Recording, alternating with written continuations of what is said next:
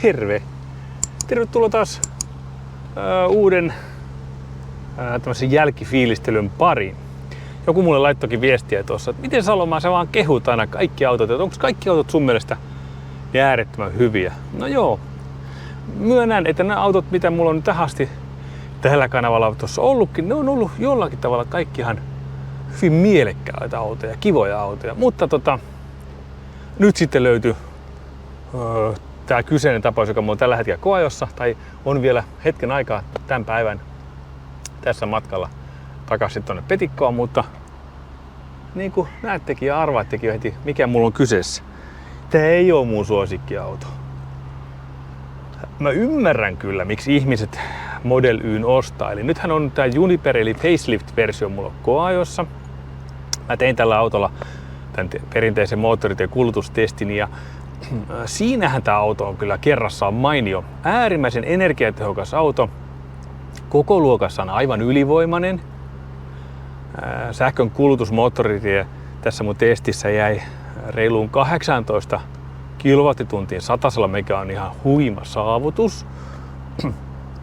Niin kuin kaikki tietää, voimaahan tuossa on paljon enemmän kuin siinä kuuluisessa pienessä kylässä, mikä hiton kyllä sitten ikinä mahtaa ollakaan, mutta voimaahan tuossa on tilaa tajuttoman hyvin, iso frankki, hyvät sisätilat ja iso kontti. Niin siinähän on perusteet, miksi tämä on monelle niin äärimmäisen hyvä vaihtoehto. Ja kyllä mun täytyy nyt tunnustaa sekin, että kyllä moni autonvalmistaja saisi ottaa mallia siitä, että miten hyvin Teslan softa toimii ja miten kaikki ominaisuudet autossa toimii. Mitään siihen liittyviä murheita autossa ei ole koskaan.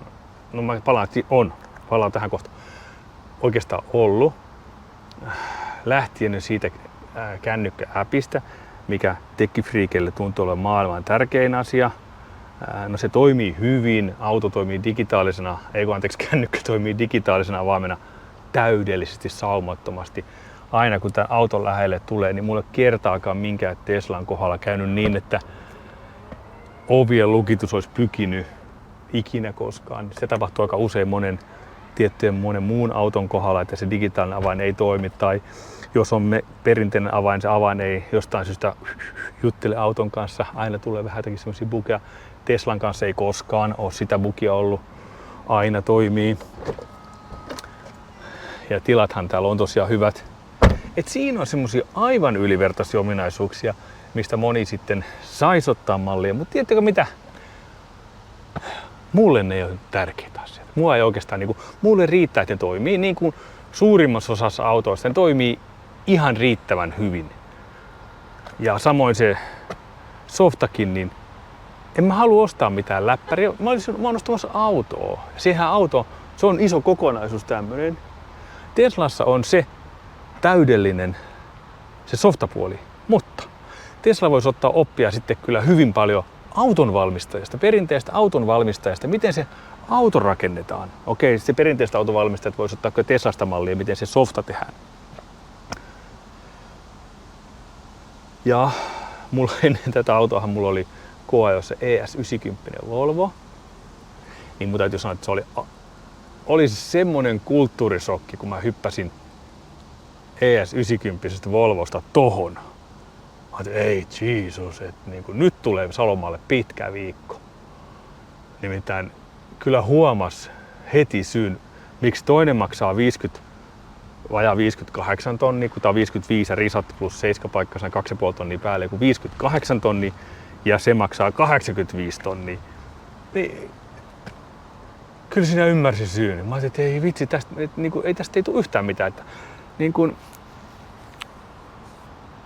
niin kaukana oli ja kyllä oli niin kauhean järkytys. No, niin kuin näette, hengissä on viikko kulunut.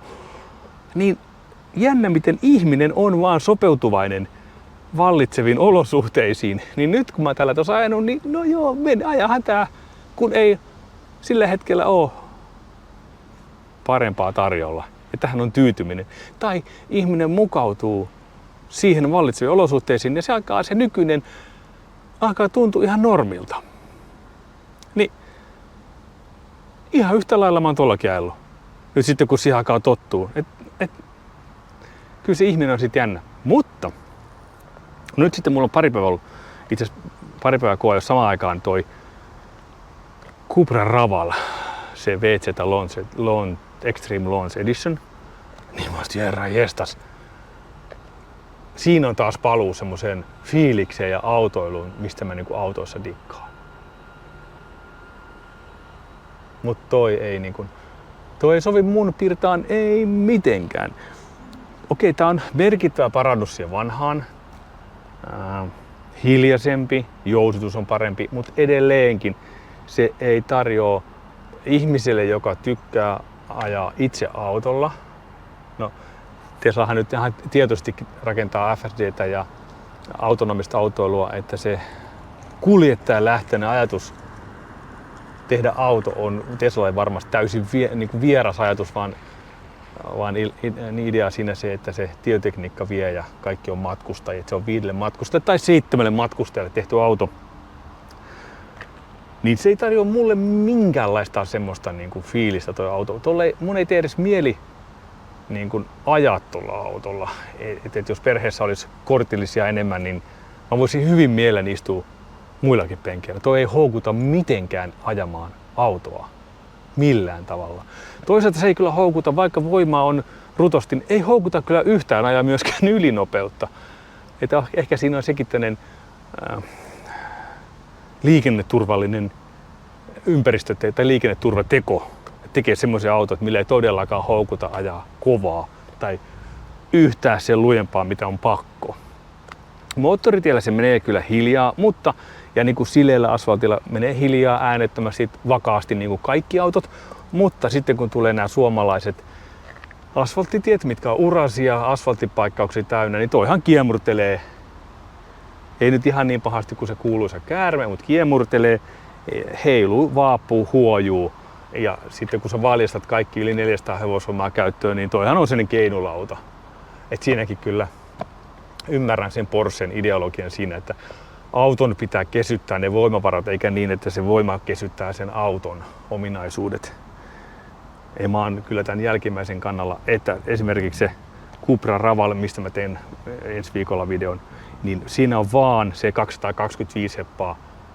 Niin siinä on kyllä niin, että ne auton ajo-ominaisuudet on täysin ylimitoitettu siihen voimavaraan, että se on fantastinen auto ajaa. Se tuo hymyn huulille koko ajan, kun sillä autolla liikkuu. Ja sitä mä haluan autolta. Eli kun sillä autolla liikkuu, niin pitää olla sellainen kiva ja hyvä tunne. Vähän niin kuin se auto hymyilytti koko ajan. Mun vanha 95 Saab, mulla oli sen kanssa kivaa ja mulla oli hyvä tunne. Ja mun ei, vaikka mä en nähnyt kovaakaan, niin oli hyvä fiilis se auton kanssa. Tämän kanssa ei tule kyllä sitä tunnetta. Että se ajokokemus on täysin hajuton, mauton pleikkari. Mutta niin kuin sanoin tässä alussa, ymmärrän kyllä täysin, miksi ihmiset ostaa, koska sen tarjoaa arkeen tolkuttomasti hyviä ominaisuuksia. Ja jos oot ihminen, joka ei autoilusta niin välitä, niin kuin hirveän moni ihminen nykyään tuppaa kai olemaan, niin siinähän se menee. Mutta jos tämän verran laittaa rahaa kiinni, niin mun näistä tämmöisistä kokoluokan autoista, mistä mä en muutenkaan tykkää, mutta mun suosikki on tähän asti ollut ja on edelleen Enyaq RS. Siitä ei vaan pääse mihinkään, että sama hintainen auto. Okei. Joillakin ominaisuuksilla on heikompi kuin tämä, mutta auton ominaisuuksissa 1,000,000 kertaa parempi. Niin sen takia mun valinta olisi se. Mut siinä. Haluatteko nähdä tuonne sisälle? En mä näytä. Tuotte nähdä. Semmonen se. Hei, kiva kun olet katsomassa tätä videoa. Mä lähden nyt palauttaa tätä autoa ja pääsen makustelemaan sitä Cupra Ravalia. Se on niin makea auto.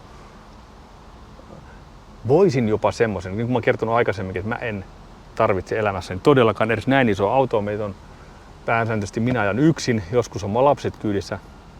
Jos me käydään mökillä, me mahuttaisiin ihan hyvin Ravaliinkin, jos mun tarvitsisi auto ostaa. Siinä on ainut vähän, että se range on nafti, mutta aatureitahan riittää Suomessa. Ja eikä se energiatehokkuudellakaan oikeastaan näillä autoilla niin kuin sille ei ole mitään merkitystä, koska niissä on niin pitkät ranget ja se kustannus on likipitään minimi.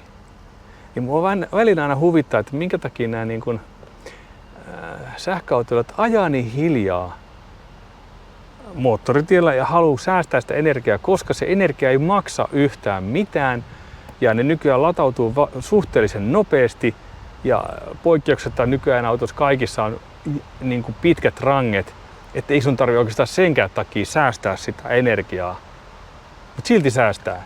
Että sen mä ymmärrän, jos sä ajaisit isolla bensakasilla, missä keskikulutus pyörii 15 litraa satasella, niin mä ymmärrän täysin.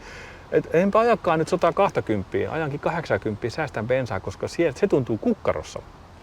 Mutta tämmöisen autolla ajaminen, se ei tunnu kukkarossa yhtään, ajat sä 80 tai 120, se ei sun kukkarossa tunnu yhtään, eikä se tunnu kyllä oikein rangessakaan. Tällä ajaa kuitenkin yli 400 kilometriä moottoritienopeutta ja niin pitkää siivua Suomessa ei edes ole 120 rajoituksellista tietä. Näin. Mut hei, se on moro ja me nähdään jonkun ajan päästä taas meikäläisen videon merkeissä.